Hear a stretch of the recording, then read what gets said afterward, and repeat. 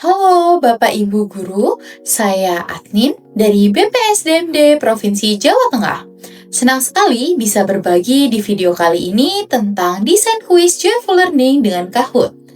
Kita akan membahas bagaimana membuat kuis interaktif yang seru dan menyenangkan, mengenal prinsip gamifikasi, pemanfaatan fitur-fitur Kahoot, sampai tips praktis supaya pembelajaran di kelas makin hidup.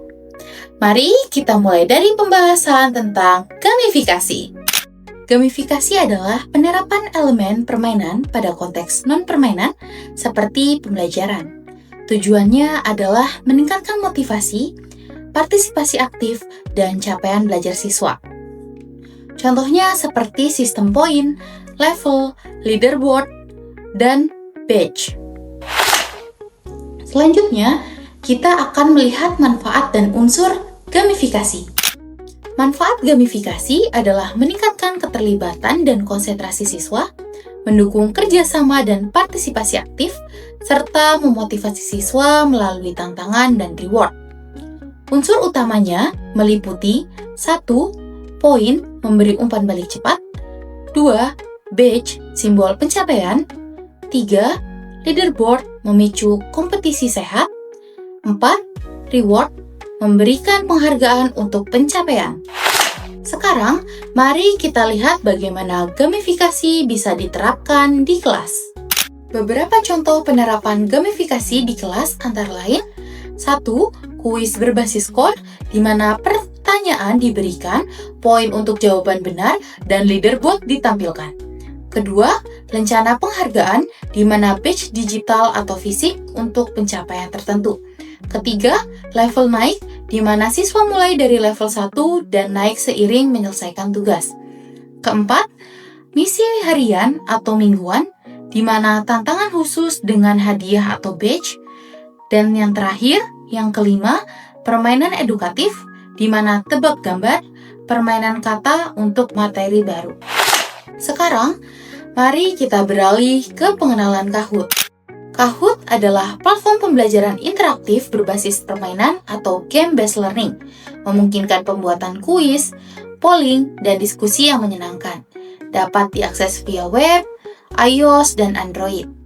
User interface atau tampilan pengguna yang ramah untuk pemula, mudah digunakan oleh siapa saja.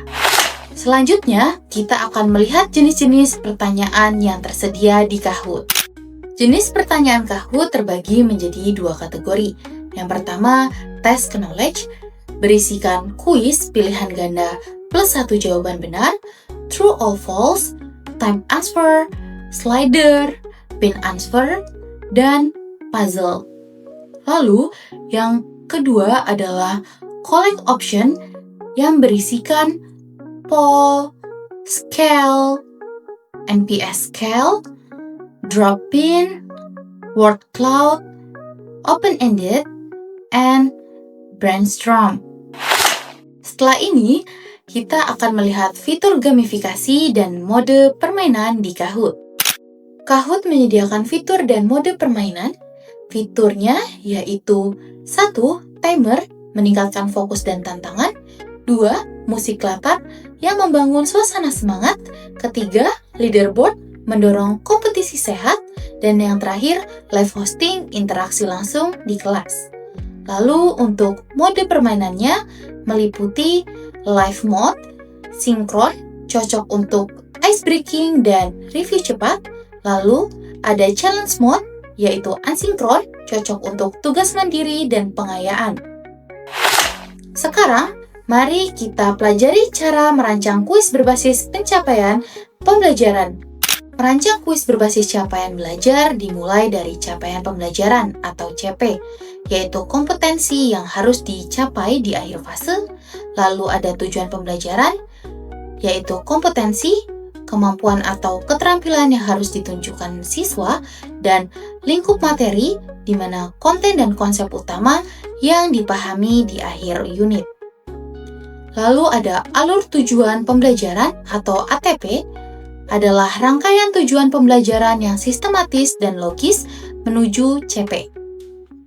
Disusun secara linier atau satu arah, tidak bercabang. Dapat dibuat sendiri dimodifikasi dari contoh atau memakai contoh pemerintah. Setelah itu, kita perhatikan prinsip asesmen formatif dalam kuis interaktif. Yang pertama, validitas sesuai tujuan pembelajaran sejak awal proses, relevan, umpan balik membangun, refleksi diri dan antar teman.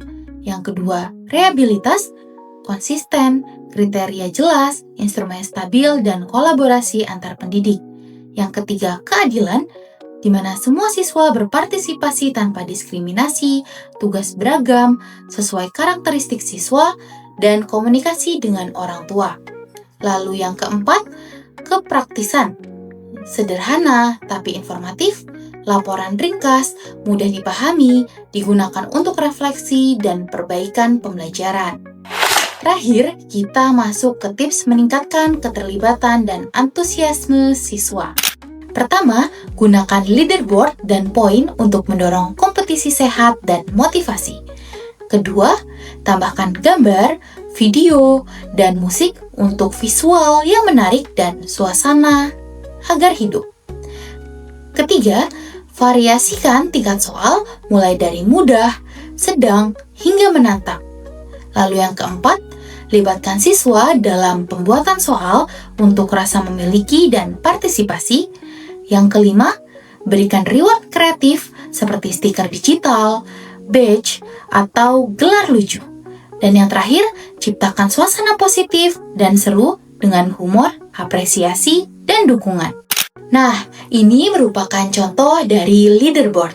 Dan yang ini merupakan contoh dari reward. Itu tadi pembahasan tentang desain kuis Joyful Learning dengan Kahoot. Semoga Bapak Ibu Guru bisa mencoba menerapkannya di kelas dan merasakan pembelajaran yang lebih seru dan menyenangkan. Terima kasih sudah menyimak. Sampai jumpa di kesempatan berikutnya.